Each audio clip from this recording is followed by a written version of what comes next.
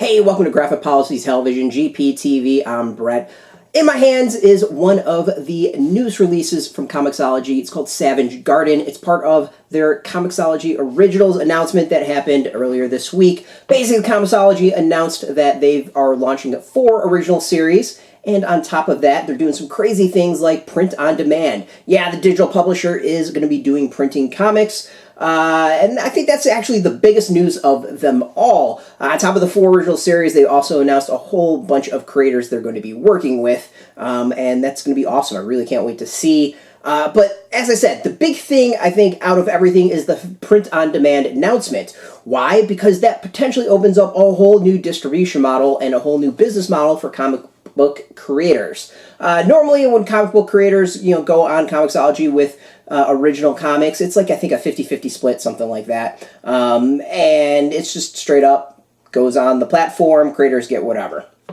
With this originals deal, it also allows readers like us to purchase physical copies of those books using Amazon's print on demand. I think that's actually huge because a lot of indie creators don't have the budget to either do a print run or basically just can't afford to do a print run and would never see their comics in the light of day as far as print. So I have a feeling long term what we're going to see is comiXology opening up this print on demand for all the individuals on their platform to do, which will be really impressive, really interesting. It changes the dynamic in a lot of ways. There's a lot of questions out there. For instance, can stores purchase the print-on-demand comics? I can imagine that they would want to. If they're quality books, people are asking for them. Why wouldn't you want print on demand in your local shop? So there's stuff like that. Can creators purchase it so that they can take it to conventions? There's a lot of interesting things that can be done, and I think it'll be fascinating to see where it all goes. But the big question I have is, what's the quality of the comics? Well, comiXology has hooked us up with one of the releases is Savage Game. As I said, one of the releases out there. It's an interesting book. It's written by Sean Kittleson, art and color by Chris B. Murray, lettering by Simon Bolin, created by Ryan Khalil, edited by Shirer Falati, and story editing by Dan Hess. Basically, it's kind of like Pokemon meets Battle Royale. It's a pretty good series. It does some cool stuff as far as science. A lot of potential there. It kind of ends in this cliffhanger, and I really want to see where it all goes. That being said, this is not a review video. Instead, I just want to actually look at the comic and talk about the quality. There has been some criticism online that the creators are limited in what they're going to be able to do and what they get printed.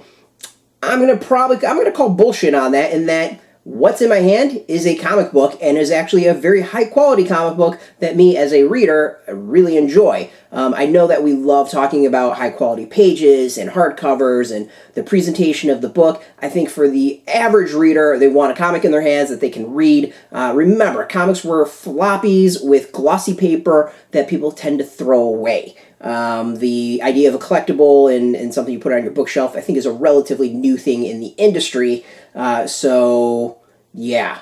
But we're going to break down this issue and really discuss how things basically stack up. So you can see right away we got a bit of a thick binding. This reminds me of some of the other comics that come out. The ones that are like the extra size comics tend to be thick covers. Thick covers as well for like a lot of event comics. Marvel does thicker covers for their event stuff. DC does thicker covers. As far as the page, I don't even know how many pages this is. This is an oversized comic as far as that goes. I've purchased comics like this. This is a very normal thing and this doesn't seem odd at all as far as the cover. Glossy cover, it's thick, some little heft to it. You can hear it. And I think as far as the quality of the cover, it's really top-notch. This is a product I'd pick up and feel like I'm probably getting my money's worth. Obviously, it depends on the price point, and I honestly have no idea how much this one costs. But as far as quality, like cover, I've seen this. I have tons of this in my collection. This is not abnormal at all. Paper inside. There's been some comments about how this is like matte paper and isn't the glossy, floppy paper that you'd see in maybe normal monthly comics. It's not. It's absolutely not. What it is comic paper. This is paper that I'd get in many other comics, and to prove that, I've got other comics. So before we get into this, I just want to point out, so it's like flat. It's a little bit thicker of a paper than I think the normal glossy monthly comics are. It feels fine in my hand. But you know what this reminds me of? It was really funny. It clicked yesterday this graphic novel about Betty's boob that is from Boom Studios and Archaea. The paper in my fingers feels exactly the same. It's also not glossy. It is a matte paper and a little bit thicker than you'd get in the monthly comic. So in other words, this is very standard and normal in the comic industry. There's nothing abnormal at all about this. It is well put together. I actually think the great thing is I've picked this up, I've thrown this around, you can see I've been going like that. The corners are not jacked up like normal comics, so bonus on that. I think my handling, I would have already like ruined the comic. So this actually holds up really well. As again, we're going to go with the inside paper. It's a little bit thicker than the normal. It's like matte finish. There's no glossy to it, but it looks great. My conclusion is this is going to be fine for like 90% of the stuff out there. Do you get tons of choices with this? No. Does it really matter? I think for the average person, no. The people want to read comics. They want to be able to have them in their hands. I know we love to talk about great presentations, but I think the average person doesn't really care about it. Collectors who care about what the comics look like might, but for the average reader, I don't think they would tell the difference. And the big thing is, there is tons of comics with this exact same format. I have 71 long boxes upstairs. I'm sure quite a few of them look exactly like this. In fact, I know quite a few of them look like this. So as far as presentation, all that, this is like a really standard comic. This looks really great. As far as quality product, I'm happy with it. You can see I'm kind of like bouncing around and all that. And again, the corners are nice and crisp and look great. So binding is fine. I've been opening up, I've been closing. There's nothing wrong with that. The pages look great. I think the colors look great.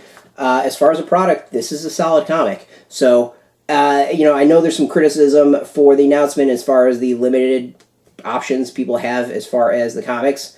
I'm not seeing it. I think I'm a very average comic book buyer.